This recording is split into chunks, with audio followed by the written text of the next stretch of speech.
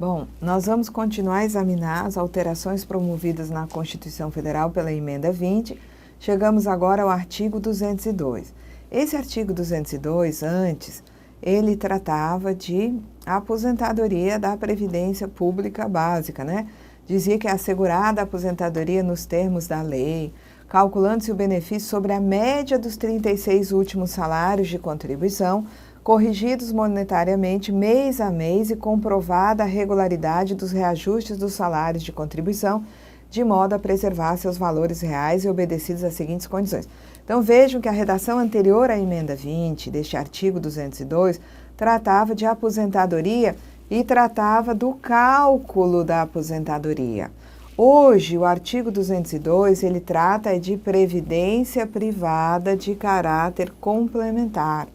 Tá? Então, passa a Constituição Federal a dispor sobre previdência complementar, nesse artigo, né, dizendo que a previdência privada de caráter complementar vai ser organizada de forma autônoma em relação ao regime geral, a afiliação será facultativa a essa previdência e ela é baseada na constituição de reservas que garantam o benefício contratado.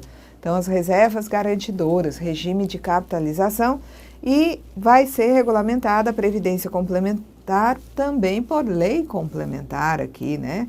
Previdência complementar, lei complementar. Então, aqui se tem, né, a garantia de que o participante do plano de benefício de entidade de previdência privada tem que ter o pleno acesso às informações relativas à gestão dos seus respectivos planos, o princípio da transparência.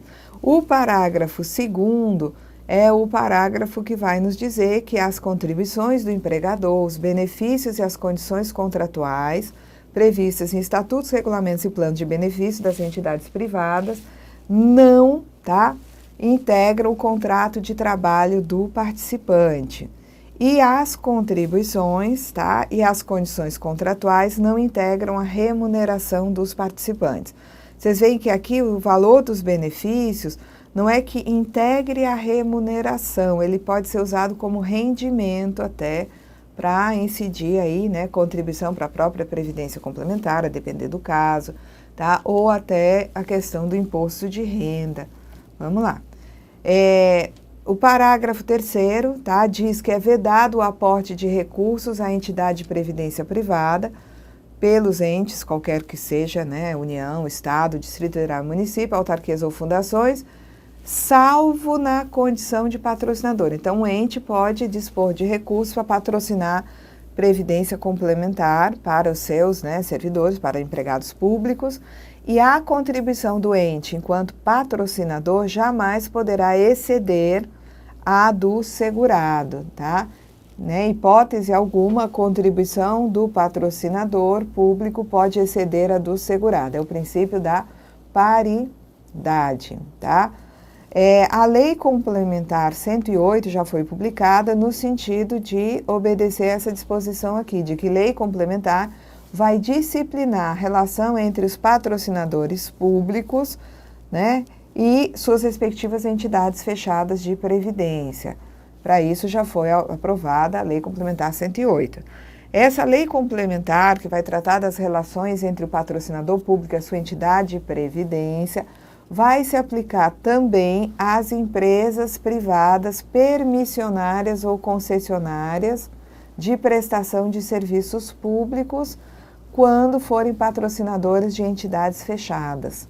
Essa lei complementar, né, que regula as relações entre o patrocinador público e a sua entidade de previdência, vai estabelecer quais são os requisitos para a designação de membros de diretorias das entidades fechadas de previdência e vai disciplinar a inserção dos participantes nos colegiados e instâncias de decisão em que seus interesses sejam objeto de discussão e deliberação.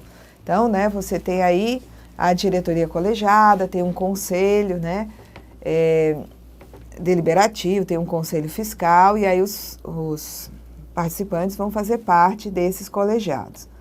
Muito bem, quais foram os dispositivos acrescentados ainda pela emenda 20, a Constituição passa a ter, a partir da emenda 20, o artigo 248, tá? Onde você encontra a disposição de que os benefícios pagos a qualquer título pelo órgão responsável pelo regime geral de previdência, né, ainda que a conta do Tesouro Nacional, e os não sujeitos ao limite máximo, ao teto do regime geral, vão ter que observar os limites fixados no artigo 3711, que são, né, os tetos e subtetos. No caso aqui, teto do artigo 11, para esse fim, é o subsídio do ministro do Supremo. Também, né, foi acrescentado o artigo 249, que trata aqui de fundos previdenciários, fundos integrados por recursos provenientes de contribuições e por bens, direitos e ativos de qualquer natureza. Então, com o objetivo de assegurar recursos para o pagamento de proventos de aposentadoria e pensões concedidas aos respectivos servidores e seus dependentes, em adição aos recursos dos respectivos tesouros, União, Estado, Distrito Federal e municípios podem constituir fundos integrados por recursos provenientes das contribuições, também bens, direitos e ativos de qualquer natureza. O artigo 250 nos diz que, com o objetivo de assegurar recursos para o pagamento de benefícios do regime geral de previdência, em adição aos recursos de sua arrecadação, a União também poderá constituir fundo integrado por bens, direitos e ativos de qualquer natureza, mediante lei que disporá sobre a natureza e administração desse fundo.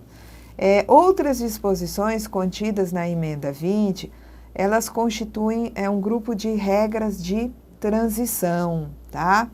Então, aqui, o artigo 3º, ele, né, garante a servidores públicos e aos segurados do regime geral de previdência, bem como seus dependentes, que até a data da publicação da emenda 20 tenham cumprido os requisitos para obtenção de benefício com base nos critérios da legislação anterior, eles vão ter a concessão da aposentadoria com base na legislação anterior, tá?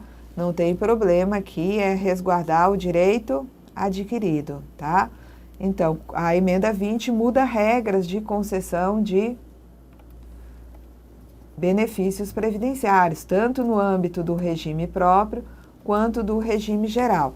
Então, aquela pessoa que já tem implementado as condições para se aposentar conforme as regras da legislação anterior à emenda 20, tá? Ela tem direito a qualquer tempo de reivindicar seu benefício com base na legislação anterior, tá? E aqui você tem algumas regras, tá? Que com a emenda 41 você tem mudanças nisso daí, inclusive com a criação do abono de permanência em serviço. Então, né, aqui o parágrafo 1º dizia o seguinte, que o servidor que completou exigência para aposentadoria integral e opte por permanecer em atividade, vai fazer jus à isenção da contribuição previdenciária até completar as exigências para a aposentadoria, tá? Então, aqui, no caso que você tem hoje, é que quando o indivíduo completa o tempo e a idade para se aposentar, ele tem o abono de permanência em serviço. Abono de permanência em serviço é a regra permanente. Isso aqui foi uma situação de transição, tá?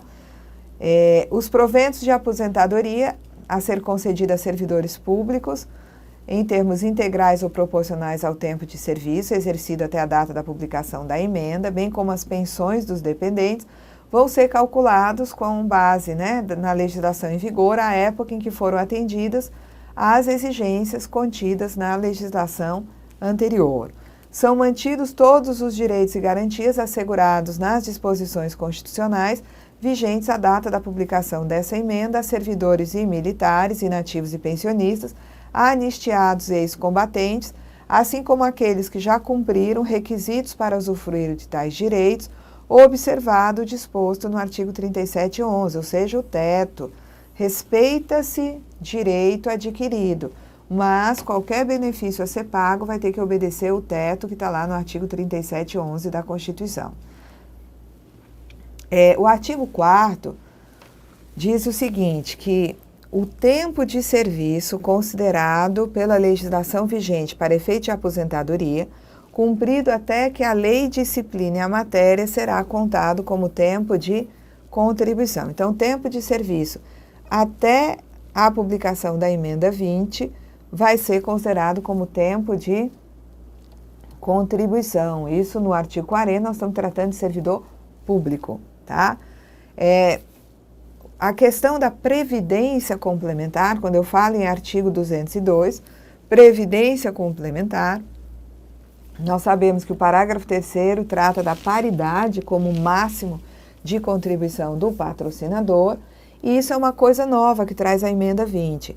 Então, a emenda, né, ela muda um contexto anterior, onde os patrocinadores públicos, por exemplo, um banco público, cria um fundo de pensão no passado para os empregados. No passado, ele podia pagar até o dobro da contribuição do seu empregado. Com a emenda 20, o máximo da contribuição do patrocinador passa a ser a paridade, o valor igual da contribuição do participante. Então, a emenda dá aqui um prazo para, né, haver uma adequação a essa paridade. Então, o disposto no artigo 202 quanto à paridade da contribuição do patrocinador, tá, terá vigência no prazo de 2 anos a partir da publicação da emenda 20, ou caso ocorra antes, na data da publicação da lei complementar a que se refere o parágrafo 4º. Então, vejam, a emenda 20 é de 98, 99, 2000, teriam transcorrido esses 2 anos, tá? E você vai ter as leis complementares, deixa eu ver aqui, tá? Publicadas em 2001. Então, os 2 anos ali previstos transcorreram, primeiro, para poder, né, o patrocinador público se adequar ao princípio da paridade, a regra de que a sua contribuição não pode exceder a do participante do plano de previdência complementar.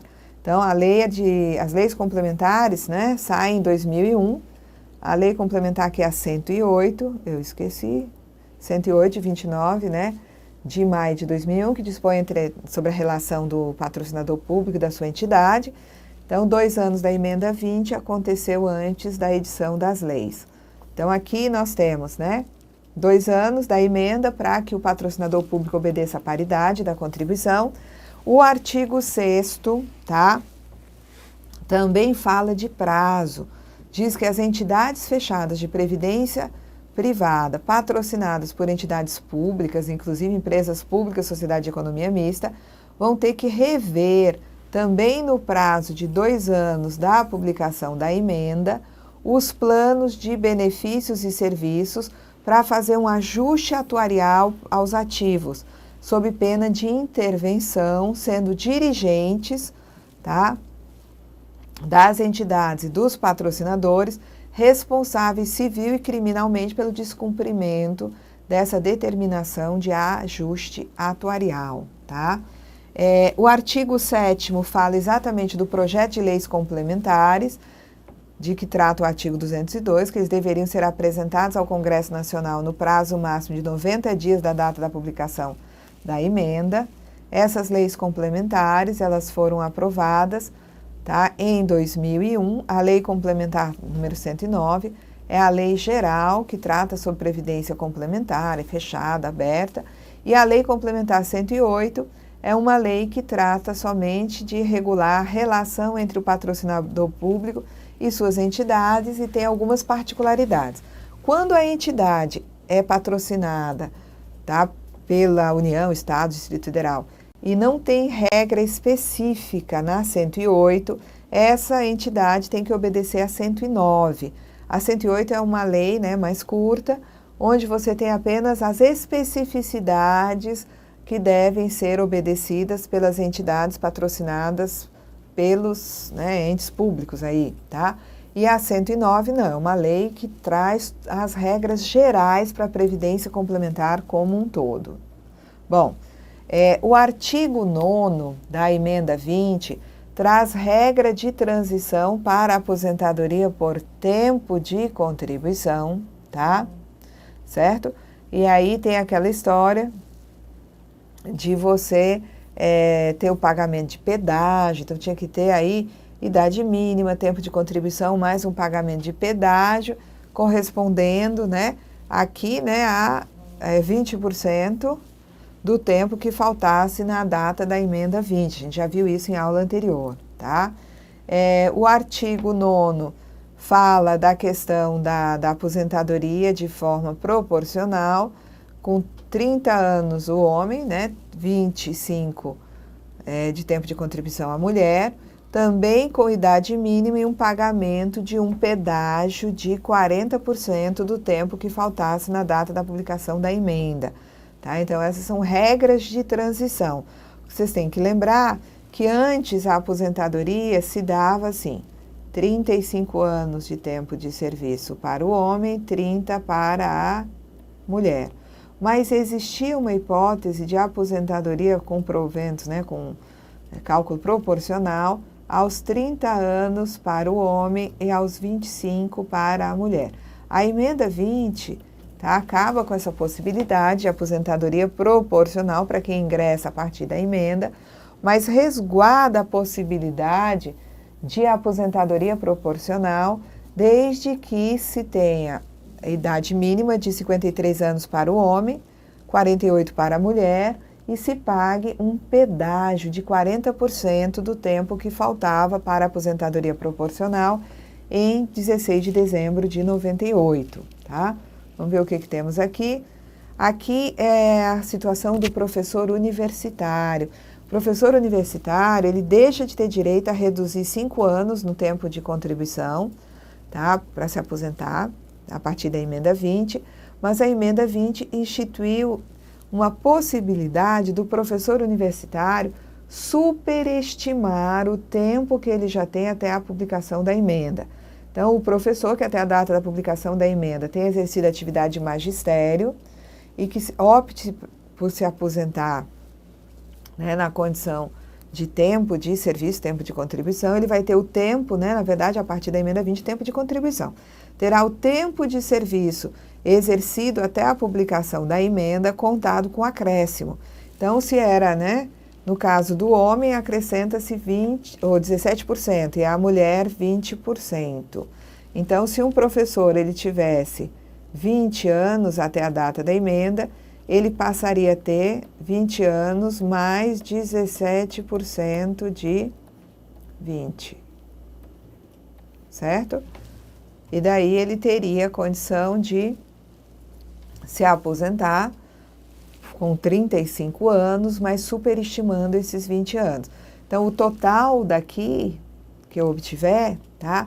Então, seria aqui, né, 20 mais 17% de 20 anos, daria 23,4 anos. Isso aqui ele vai ter que completar os 35.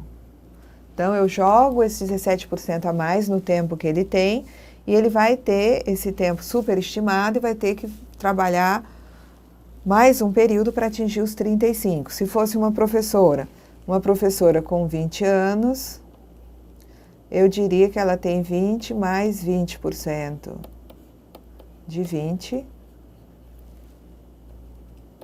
Ela teria, então, 24 anos e ela teria que alcançar os 30 anos, tá? Eu superestimo o tempo, mas aí o período que falta é para 35 ou 30 anos. Muito bem, vamos lá. Eu tenho aqui, vamos ver a próxima disposição, tá? O artigo 10, ele dizia o seguinte, que o regime de previdência complementar do servidor público, né, somente poderá ser instituído após a publicação da lei complementar prevista no parágrafo 15 do mesmo artigo. Como esse parágrafo 15 nem fala mais em lei complementar, esses regimes de previdência complementar para o servidor público, eles são instituídos por lei, ponto, tá? Esse parágrafo aqui, que tinha sido, né, uma disposição da emenda 20, foi revogado, tá? O artigo 11 determina a não aplicação da vedação de recebimento simultâneo de proventos e de proventos de aposentadoria e remuneração, tá? Tem um erro aqui. Para os servidores que já estavam nessa condição quando publicada a emenda 20. Então, assim, a partir da emenda 20, se eu tenho uma pessoa que aposentou pelo regime próprio, ela não pode fazer outro concurso e passar a ter remuneração de cargo junto com a aposentadoria, a não ser que sejam cargos acumuláveis, tá? Então, aqui se resguarda situações já constituídas anteriormente. Vamos dizer que tem um servidor aposentado que tivesse feito antes da emenda um concurso, tivesse passado nesse concurso, ele estaria no momento da emenda recebendo a aposentadoria e a remuneração do cargo. Então, o que o artigo 11 diz? Que a vedação quanto a recebimento simultâneo de proventos de aposentadoria e de remuneração de cargo ou emprego público não se aplica aos membros de poder e aos inativos, servidores e militares que, até a publicação da emenda, tenham ingressado novamente no serviço público por concurso público de provas ou de provas e títulos e pelas demais formas previstas na Constituição, sendo-lhes proibida, porém, a percepção de mais de uma aposentadoria pelo regime próprio, tá? Aplicando, em qualquer hipótese, o limite do parágrafo 11, que é o 37, tá? Inciso 11, que é o teto do ministro, que é o subsídio do ministro do Supremo. É até que produzam efeitos as leis que irão dispor sobre as contribuições de que trata o artigo 95, tá? São exigíveis as estabelecidas em lei destinadas ao custeio da seguridade dos diversos regimes previdenciários. Até que lei discipline o acesso ao auxílio à reclusão e ao salário família para servidores segurados e seus dependentes, esses benefícios serão concedidos apenas àquelas pessoas que tenham renda bruta de R$ 360. Então, esse foi o primeiro valor de baixa renda que veio na emenda 20. Esse valor de baixa renda vem sendo reajustado todos os anos, mediante a aplicação dos mesmos índices de reajuste de benefícios do regime geral, tá? O limite máximo dos benefícios do regime geral, naquele momento, lá em 98, foi fixado em R$ 1.200. Adiante, em 2003, com a emenda 41, esse limite é aumentado. Então, os 1.200 da emenda 20 foram reajustados pelos mesmos índices aplicados aos benefícios, tá? A emenda 20 é de 98, então reajustou em 99, em 2000, 2001, 2002, 2003, início de 2003. Quando chegou no final do ano de 2003, esse teto de 1.200, que já tinha sido reajustado várias vezes e estava no patamar de aproximadamente R$ 1.800, R$ 1.860, esse teto foi aumentado. Então, em 2003, quando ele estava na casa de R$ 1.800, ele passou a ser de R$ 2.400. Então, houve um aumento real nesse teto em 2003 pela emenda 41, tá? É interessante porque o artigo 201, parágrafo 1º, ele diz o seguinte, tá? Que é vedada a adoção, tá, de requisitos e critérios diferenciados para a concessão de aposentadoria aos beneficiários do regime geral, ressalvados os casos de atividades exercidas sob condições especiais, que prejudiquem a saúde ou a integridade física, e mais tarde entrou também a situação dos segurados portadores de deficiência. Só que essa situação tem que ser definida em lei complementar. Então, na redação da emenda 20, ainda não figuravam os segurados com deficiência, tá? Somente figuravam as pessoas com atividades sujeitas a condições especiais que prejudicassem a saúde e a integridade física. Então, o que acontece? Regular, tá, o direito à aposentadoria especial deve ser através de lei complementar. Isso foi colocado na Constituição pela própria emenda 20. Mas, sabendo que essa lei complementar podia, né, demorar, os reformadores aqui, eles, né, colocaram aí um artigo 15, dizendo que até que essa lei complementar para regulamentar a aposentadoria, né, especial seja publicada, vai permanecer em vigor o que está nos artigos 57 e 58 da Lei 8.213, na redação vigente na data da publicação da emenda. É por isso que a gente diz que os 57 e 58 eles estão engessados. Agora, eles, né, estão dentro de uma lei ordinária, mas são matéria, eles contêm matéria que é restrito o tratamento dessa matéria à lei complementar. Então, o artigo 57 e 58 da Constituição, da Lei 8.213, só pode ser alterados mediante lei complementar, tá? Bom, nós vamos encerrar aqui Essa aula eu deixo para vocês aqui esses slides com as regras de transição para vocês examinarem, tá? O artigo 9º. O artigo 9º trata da regra de transição, que nós já vimos em aulas anteriores como funciona essa transição para o regime geral, tá? Então, eu deixo aqui o artigo 9º e os seus parágrafos para vocês examinarem, ok? Tá? Encerramos aqui, até a nossa próxima aula.